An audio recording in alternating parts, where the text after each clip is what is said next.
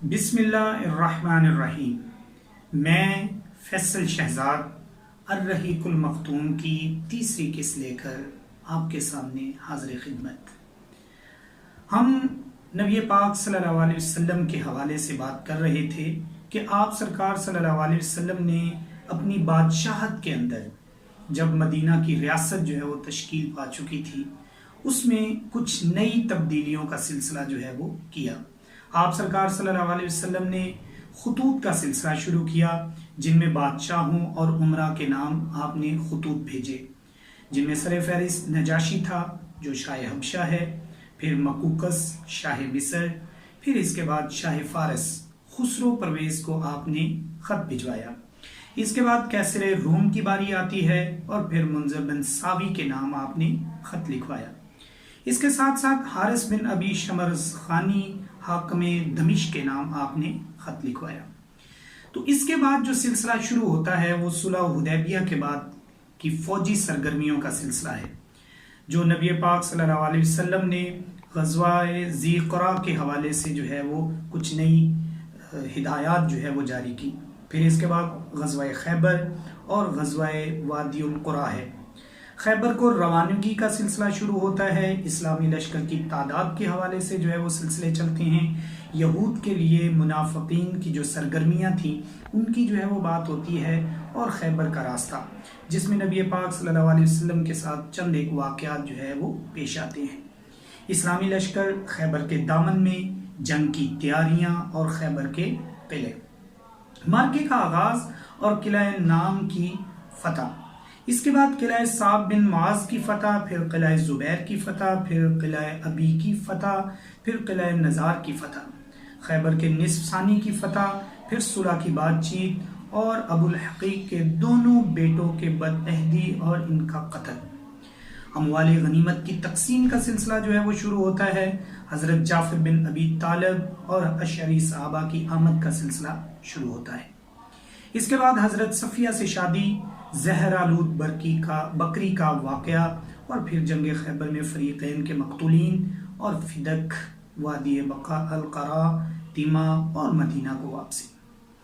اس کے بعد غزوہ ذات الرقاع ہے، پھر عمرہ قضا ہے، اور پھر مارکہ موتا۔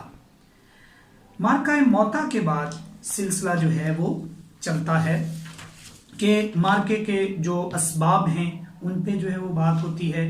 لشکر کے عمرہ اور نبی پاک صلی اللہ علیہ وسلم کی وصیت کے حوالے سے سلسلے چلتے ہیں۔ اسلامی لشکر کی روانگی اور عبداللہ بن رواحہ کا گریہ،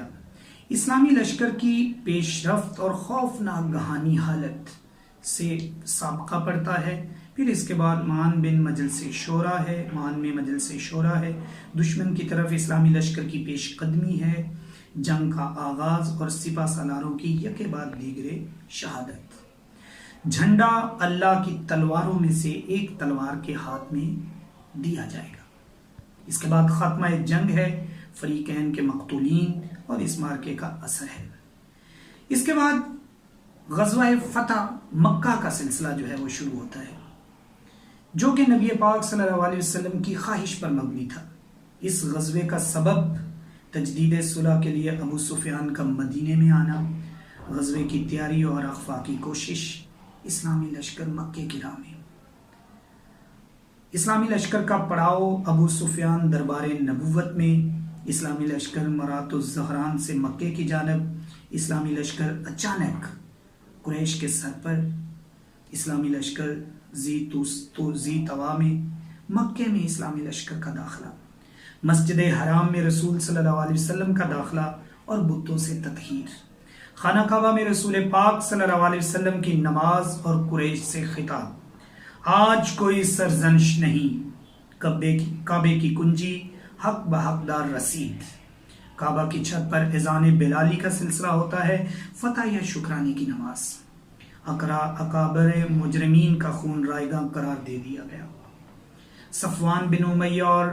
فزار بن عمیر کا قبول اسلام، فتح کے دوسرے دن رسول صلی اللہ علیہ وسلم کا خطبہ اور انصار کے اندیشے۔ پھر اس کے بعد بیعت کا سلسلہ وہاں پر شروع ہوتا ہے، اور مکہ میں نبی پاک صلی اللہ علیہ وسلم کا قیام اور کرام، کام اور سرایہ اور وفود۔ اس کے بعد تیسرا مرحلہ شروع ہوتا ہے، غزوہ حنین، یعنی کہ دشمن کی روانگی اور عطوس میں پڑاؤ، ماہر جنگ کی زبانی سپہ سالار کی تغلیظ، دشمن کے خاموش، دشمن کے جاسوس، رسول صلی اللہ علیہ وسلم کے جاسوس، رسول صلی اللہ علیہ وسلم مکہ سے حنین کی طرف، اسلامی لشکر پر تیر اندازوں کا اچانک حملہ، دشمن کی شکست فاش، پھر ان کا تعاقب، پھر مال غنیمت اور غزوہ طائف، جارانہ میں اموال غنیمت کی تقسیم، انصار کا حزن و اضطراب اور وفد حوازن کی آمد، عمرہ اور مدینہ کو واپسی،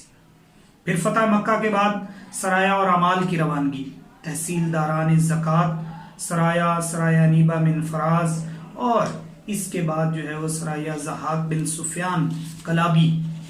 اس کا سلسلہ جو ہے وہ شروع ہوتا ہے، اور پھر سریہ علی ابن ابی طالب۔ اس کے بعد غزوہ تبوک ہے۔ غزوہ کا سبب ہے روم اور غزنان کی تیاریوں کی عام خبریں، پھر روم و غزنان کی تیاریوں کی خاص خبریں، پھر حالات کی نزاکت میں اضافہ، رسول صلی اللہ علیہ وسلم کی طرف سے ایک قطعی اقدام کا فیصلہ، رومیوں سے جنگ کی تیاری کا اعلان، غزوہ کی تیاری کے لیے مسلمانوں کی دوڑ دھوپ، اسلامی لشکر تبوک کی راہ میں، مدینہ کو واپسی، مخالفین، اس غزوے کا اثر، اس غزوہ سے متعلق قرآن کا نزول، اس سن کے بعد اہم واقعات۔ 9 ہجری آن پہنچتا ہے اور حج کا جو ہے وہ سلسلہ شروع ہوتا ہے۔ یہ حج جو ہے وہ حضرت ابو بکر صدیق رضی اللہ تعالیٰ عنہ کی قیادت میں کروائی جاتی ہے۔ غزوات پر ایک نظر، اللہ کے دین میں فوج در فوج داخلہ، دعوت کی کامیابی اور اثرات، حجۃ الوداع، آخری فوجی مہم رفیق اعلیٰ کی جانب، اور نبی پاک صلی اللہ علیہ وسلم کی الوداعی کے آثار، مرض کا آغاز شروع ہو جاتا ہے، آخری ہفتہ، وفات سے 5 دن پہلے، 4 دن پہلے، 1 دن پہلے، حیات مبارکہ کا آخری دن، نزائے رواں، غم ہائے بے کراں، حضرت عمر کا موقف، حضرت ابو بکر کا موقف، اور پھر اس کے بعد تجہیز و تکفین اور تدفین کا سلسلہ شروع ہوتا ہے۔ خانہ نبوت کا سلسلہ جو ہے وہ اس دنیا سے منقطع ہو جاتا ہے۔